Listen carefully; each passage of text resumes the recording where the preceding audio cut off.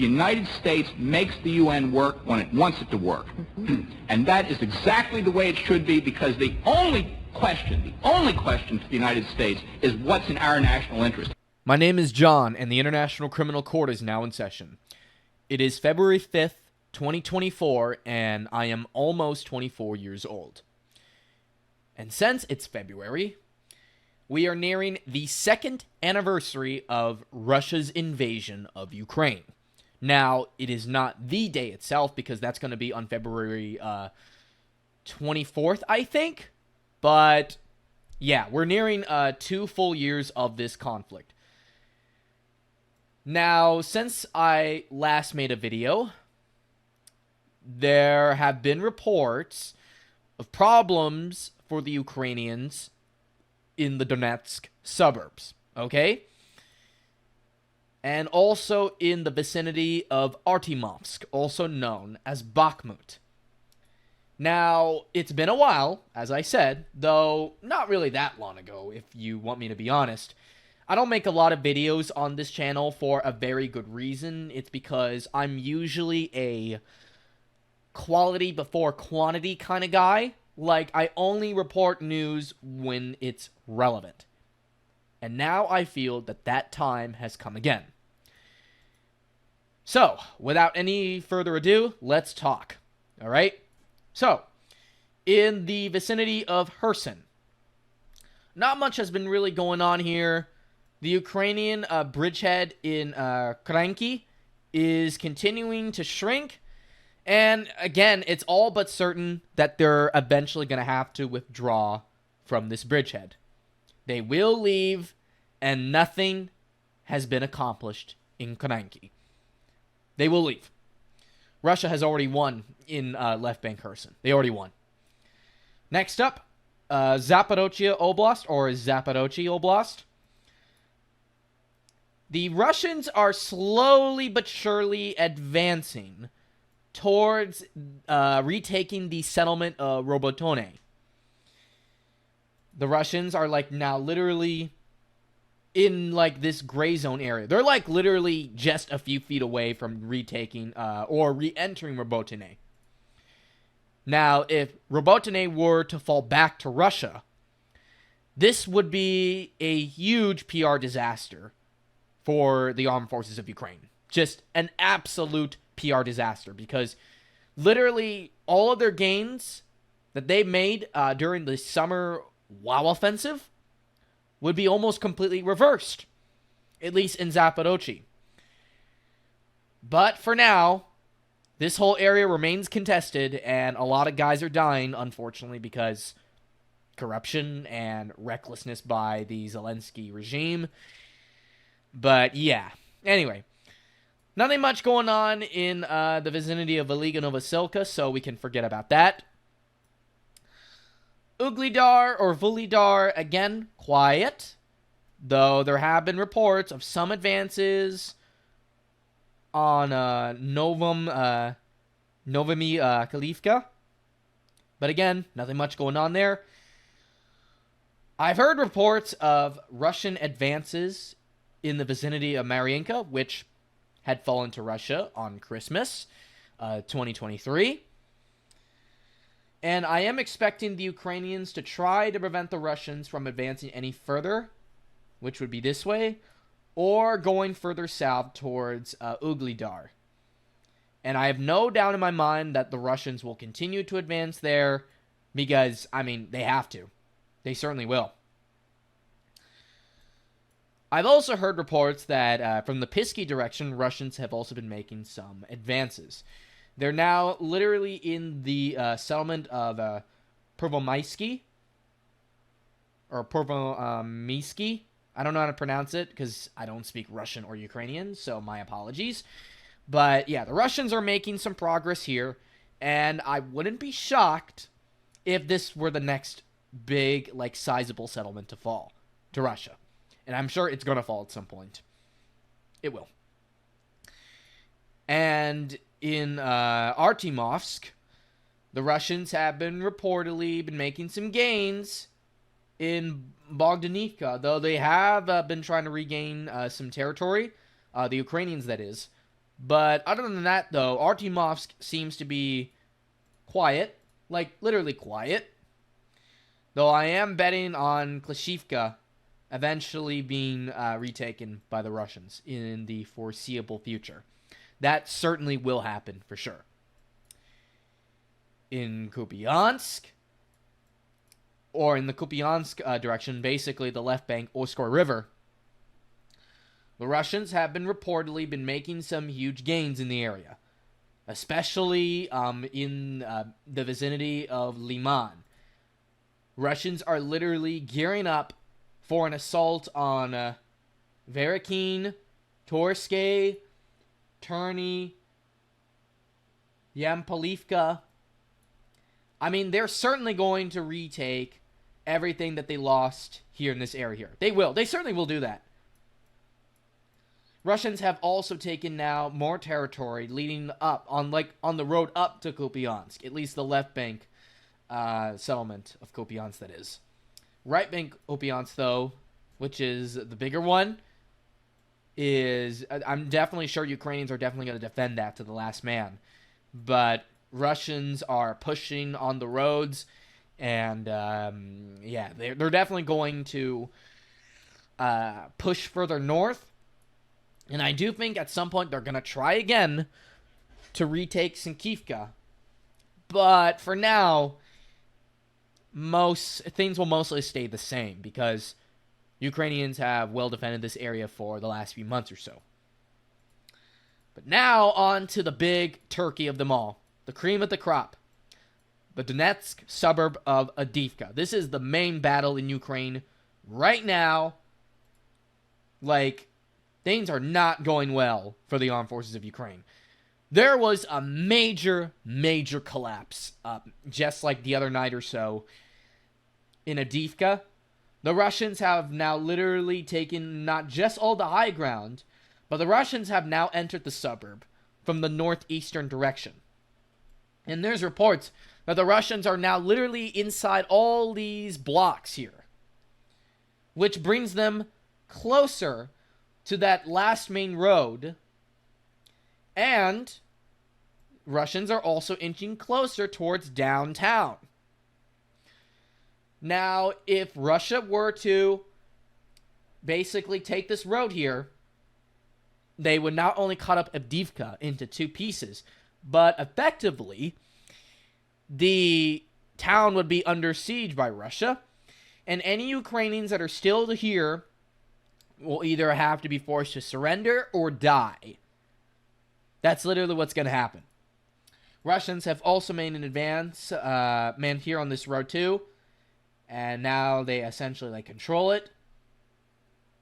I mean, Russia now effectively controls all the high ground area going up to Avdiivka. They literally do. In my opinion, we may see the end of this battle a lot sooner than we all anticipated. A lot of people thought it was going to last until maybe March or April, but now it seems, with the news of the last couple of days or so, that Avdiivka might fall this month, in late February. And I definitely wouldn't be surprised if that were to happen. The Ukrainian morale in Avdiivka, even though they're killing a lot of Russians and destroying a lot of their vehicles, it doesn't matter.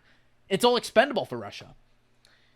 And because of that, the Ukrainian morale is going down. Russian territorial gains are going up.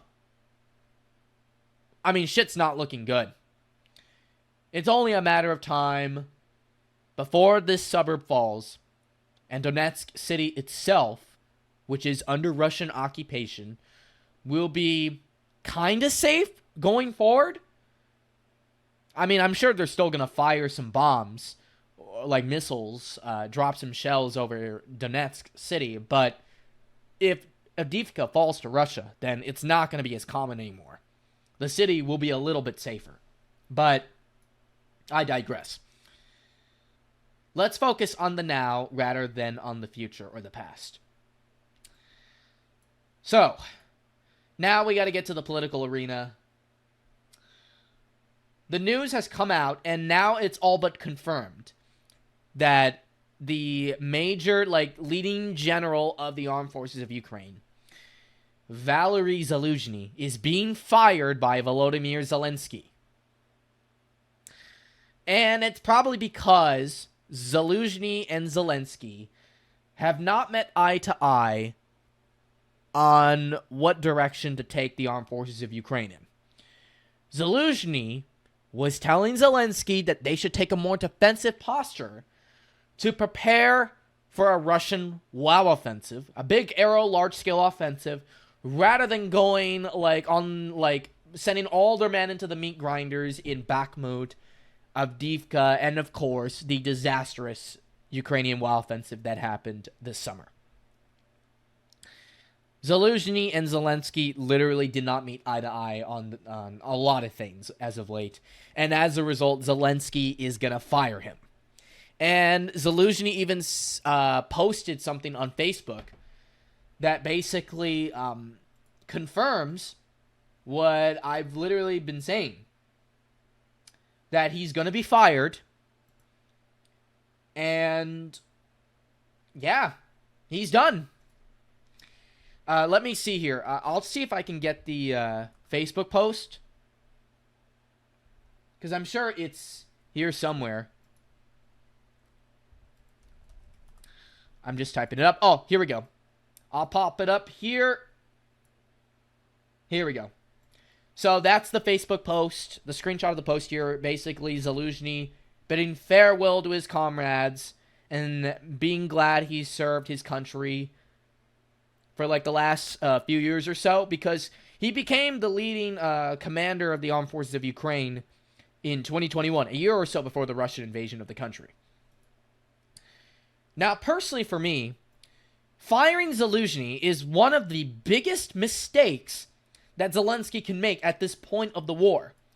We are literally entering probably the most crucial and potentially decisive phase of the whole war.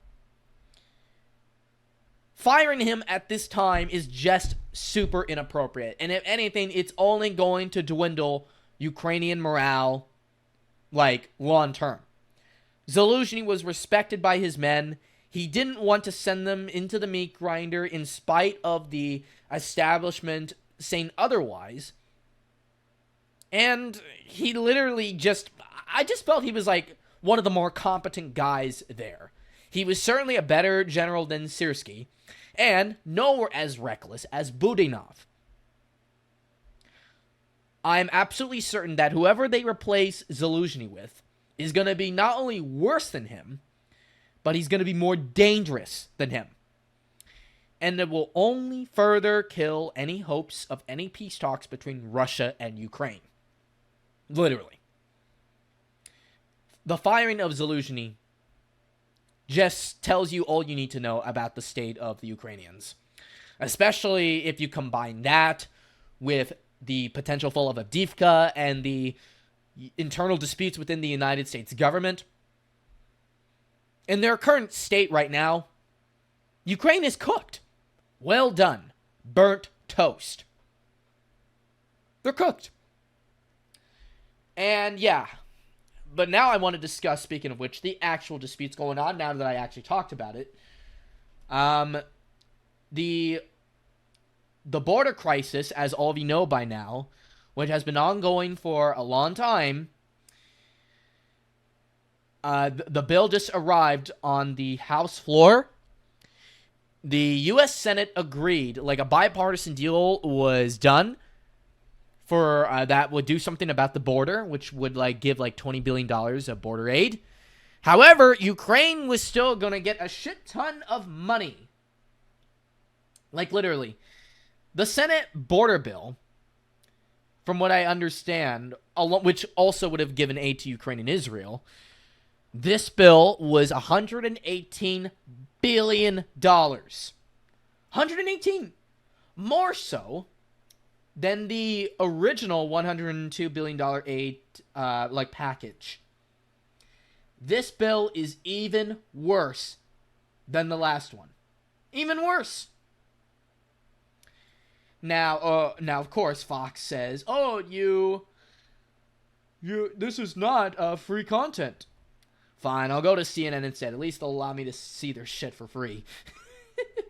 But, yeah, the United States Senate revealed this deal that was $118 billion. And what it includes is $60 billion to aid Ukraine, $14 billion to Israel to help them fight the Hamas, and $20.23 billion to do something about the border. On Saturday, the Speaker, Mike Johnson, announced that they would vote on a standalone bill, which would be around like $14 billion too, or maybe like $17 billion. Literally, what they want is basically a standalone Israel bill. And I'm absolutely certain this will easily pass, but it seems as if the United States government, or at least the executive branch, is refusing to sign this thing into law. I mean, literally, Mike Johnson, the Speaker of the House, is offering Biden a way out.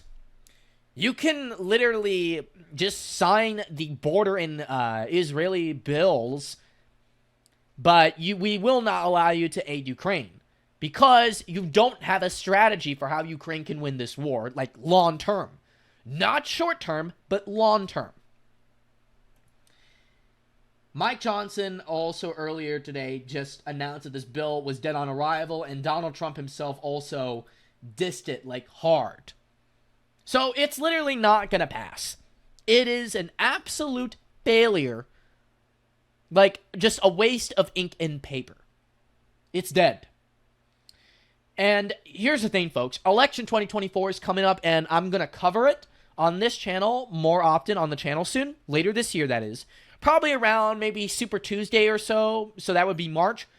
But literally, I feel as if the Republicans in the House of Representatives are bogging down the Ukraine aid because they want to make Joe Biden look as weak as possible. So that in the event Ukraine loses the war, which it could be this year or 2025, they will have a man to blame it on, and that is Joe Biden. Now, personally, I don't think Republicans care as much about Ukraine as Democrats do. They certainly care more about Israel, but not Ukraine. No. I feel as if most voters in this country, the majority of Americans, are now realizing that the war in Ukraine cannot be won.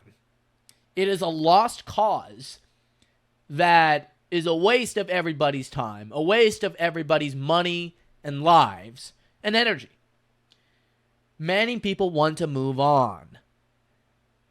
And I feel like going into November this year, if the war is still ongoing, people are going to vote for Donald Trump just to put an end to it. And Biden's numbers, as I said in previous videos, are tanking. And it's getting worse. I mean, CNN literally has the Electoral College heavily in favor of Donald Trump right now. In favor of Trump. Even the generic Republican can maybe beat Biden. But seriously, as far as I can see, Ukraine is cooked. They will not get any aid unless there's some miracle bullshit that happens sometime this year before November. I just can't see it. They're bogged. And they now have to rely on the European Union, strictly on the European Union for aid. And they got like a $50 billion package, but that's not going to be enough to help them do anything. Not enough. They're cooked. And last thing before I go. The International Criminal Court of Justice, The Hague itself, which is in the Netherlands here. Let's find it. The Hague. Where's The Hague? Where's The Hague? Where's The Hague? The real Hague itself has dismissed all of the charges, I think. I don't know. I feel like they're still investigating stuff, but yeah, there it is. There's the real Hague. So The Hague has announced that they are rejecting most of Ukraine's terrorism case against Russia. Kyiv had accused Moscow of being a terrorist state and claimed it funded separatists in eastern Ukraine. The International Criminal Court of Justice has rejected much of a case filed by Ukraine that accused Russia of funding separatist rebels in eastern Ukraine a decade ago, saying only that Moscow had failed to investigate alleged breaches. And I think this also includes the stuff about what happened with Malaysian Airlines Flight 17. And they ruled that Russia was failing to take measures to investigate facts regarding persons who have allegedly committed an offense. The court added that only cash transfers could be considered as support for alleged terrorist groups under the terms of the International Convention on Terrorism Financing. This does not include the means used to commit acts of terrorism, including weapons or training camps. Consequently, the alleged supply of weapons to various armed groups operating in Ukraine fall outside the material scope of the ICSFT convention, the ICJ said. So, in spite of all of this, for once, The Hague rules in favor of Russia, despite having an arrest warrant for Vladimir Putin and I guess somebody that's in the education system in Russia, I think. But yeah. So Russia has won that trial, but I'm sure they're going to lose the other ones because, they're talking about the 2014 stuff and not the 2022 stuff, which they're completely different subjects. Though similar, not completely the same.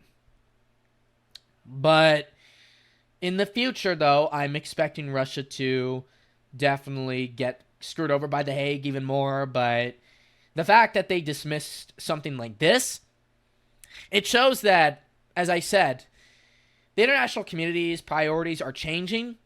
And I almost feel as if people, for the most part, just want to move on from Ukraine. Nobody has the energy to fight this war anymore, at least in the West. And the political opposition is just getting too strong. And we got a shit ton of elections coming up. Not just in the United States, but also in the United Kingdom, Germany. We also got elections coming up in France, too. We got elections coming up, literally in many parts of the world. I think I talked about this in one of my previous videos, but we got loud elections coming up in Europe, and they do not want to look like they're bending the knee before Ukraine. They don't want to look like they're literally being cut in any way. They won't. And literally the parties that are getting into power are all Eurosceptical, far-right nationalist groups. Especially AfD in Germany. And BSW too, who is a conservative leftist political party. But yeah. That's going to do it for today's video, everybody. Tell me what you think in the comment section below, what you think of the recent reports. And yeah, I'll see you all next time. Take care and have a great day. Peace.